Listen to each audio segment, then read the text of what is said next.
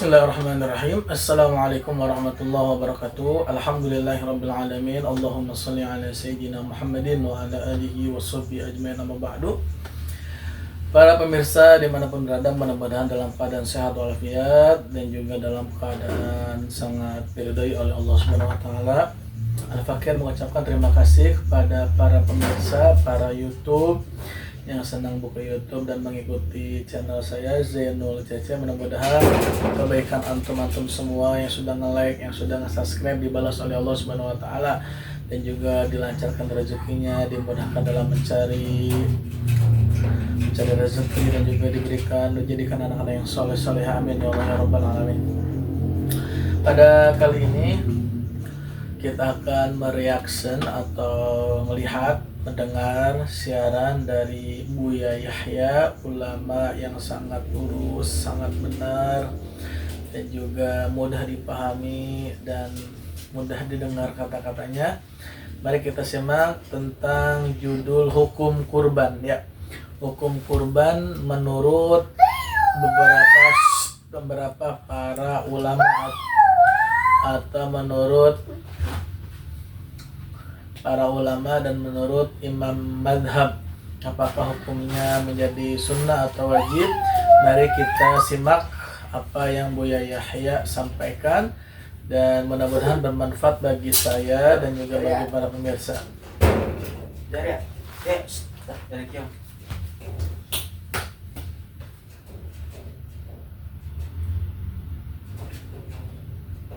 Maka perlu kita mengetahui hukum-hukum korban, karena ada sebagian orang yang berbicara mungkin menjadikan prasangka buruk kepada ulama-ulama kita. Kita melihat suatu ketika ada satu orang yang dia berbicara tentang korban dengan bahasa menyalahkan ulama-ulama kita, seolah-olah dia adalah yang paling benar, itu buat fitnah di kalangan umat. Padahal sudah jelas para ulama kita juga menjelaskan di buku-buku fikih mereka jelaskan, apalagi di masyarakat kita adalah masyarakat madhab Imam Syafi'i. Sementara orang tersebut berbicara, dia mulai bisa berbicara bahasa Indonesia, akan tapi membuat satu rekaman video lalu disebar, sehingga menjadi banyak tanda tanya di masyarakat tentang hukum korban tersebut. Maka perlu kami menjelaskan di sini, korban menurut madhab kita Imam Syafi'i dan juga menurut madhab Imam Malik dan menurut madhab Imam Ahmad ibn Hanbal adalah sunnah yang dikukuhkan, bukan wajib seperti yang dikatakan orang tersebut.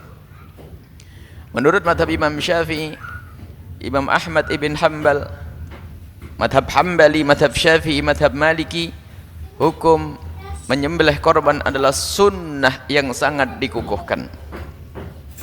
Menurut madhab Imam Abu Hanifah ia wajib dengan syarat-syaratnya. Ada syaratnya. Dan begitu juga sunnah bagi kita madhab Imam Syafi'i, sunnah yang dikukuhkan. Dan sunnah di sini ada dua, seperti yang dijelaskan oleh Khatib Syirbini dengan gamblang dalam Mughni Muhtajnya, bisa dibaca di situ. Bagaimana sunnah ini ada sunnah ainiyah dan sunnah kifayah, sunnah yang sangat dikukuhkan. Adapun hujjah madhab kita juga sangat kuat.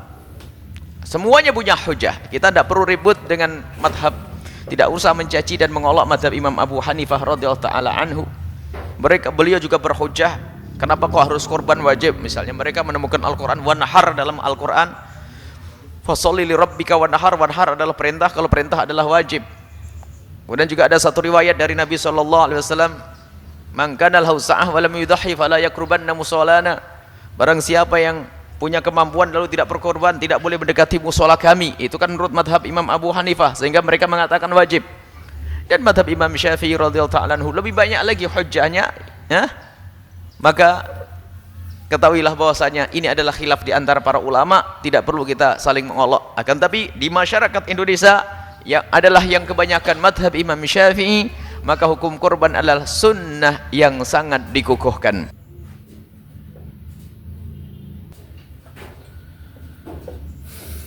Nah, itu pendapat dari berbagai macam mazhab dan oleh Buya Yahya dikemukakan semuanya, terutama kita sebagai madhab mengikuti madhab Imam Syafi'i, maka tetap hukum kurban itu sunnah yang dikukuhkan atau yang dianjurkan. Mudah-mudahan apa yang disampaikan oleh beliau kita bisa memahami dan bisa mengerti, dan juga dimudahkan kita semua untuk melaksanakan kurban, perintah dari Allah, sunnah yang dikukuhkan, yang mana setiap tahun ketika orang bertemu dengan hari raya Idul Adha disunnahkan, dianjurkan untuk berkurban jika kita mampu. Mudah-mudahan bermanfaat.